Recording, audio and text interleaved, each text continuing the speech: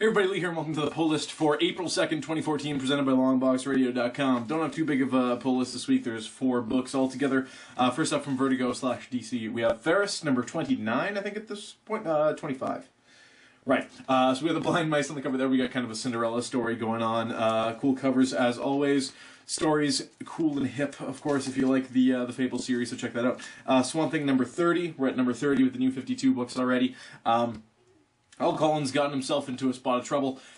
He recently freed a couple other old Swamp Things that were just part of the Parliament, and they're living lives as humans now, and they're mad, so they're plotting some kind of nefarious scheme.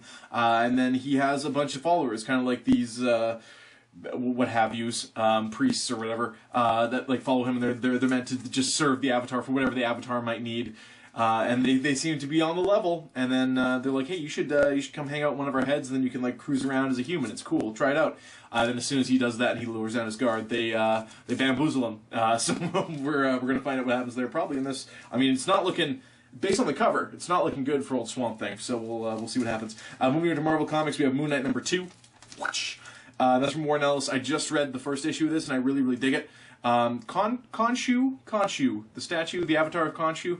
I don't know if I'm pronouncing it right or not, but they get a little more into that, into a little more of Moon Knight's backstory. As much as I love Moon Knight, his backstory is really kind of goofy. I like the idea and the explanation of his character and what he's about. His origin story is a little lame, self-admittedly. I mean, I feel the same way about Daredevil. Anything that's like a little too simple is kind of goofy. But yeah, if you don't know Moon Knight, he has split personalities. In this book, in the first issue, they go over the fact that he's not insane. His brain is completely there, but because he is the avatar of this of Khonshu, and he's got these 4 different parts, his brain's trying to make sense of it, and the way it does it is actually partitions it out to these different things that he sees and he can converse with, but really they're just him.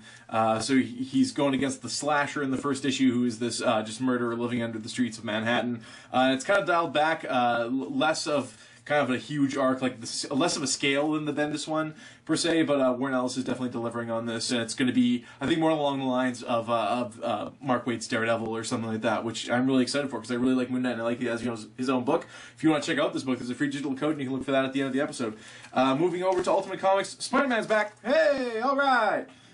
This is Ultimate Spider-Man 200. This is the variant edition. I don't know what that means. This was what was in my box, so I took it and left. So Ultimate Spider-Man is coming back. I assume they're doing the renumbering. I know they're not, but it's going to be a special Get Us Caught Up. Apparently it takes place a year after Peter's death. Someone's blending something behind me. I don't know if you can hear that.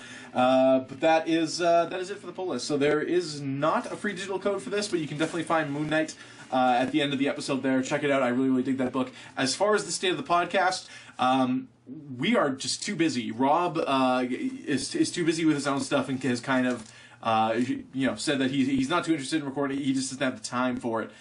So I thought I was going to do a solo show, and that didn't end up happening. But I think that still might be the way to go. So, but the weekend you might hear me do a quick little recording there. And some other news, I'm waiting for media passes for Calgary. So I don't know if that's going to go through or not, but for sure I will be at Fan Expo in Regina, one province over. So if you're watching this and you're from Saskatchewan, I'll be there. Look for me. Checking out what you guys got going on. You got Yannick Paquette showing up. You got Jeff Lemire showing up. It's going to be good times. It's going to be a cool little con over in Regina, Saskatchewan. But I hope we get to go to Calgary because Calgary's freaking amazing. It's a really good con. I think if it didn't take place on the same weekend as C2E2, it could be much bigger just with guests and stuff like that. But the thing's already sold out in moments and pretty wall to wall. So anyways, that is the pull list for this week. Look for that free digital code. Look for some kind of a podcast sometime soon, I hope. And as always, thank you for watching.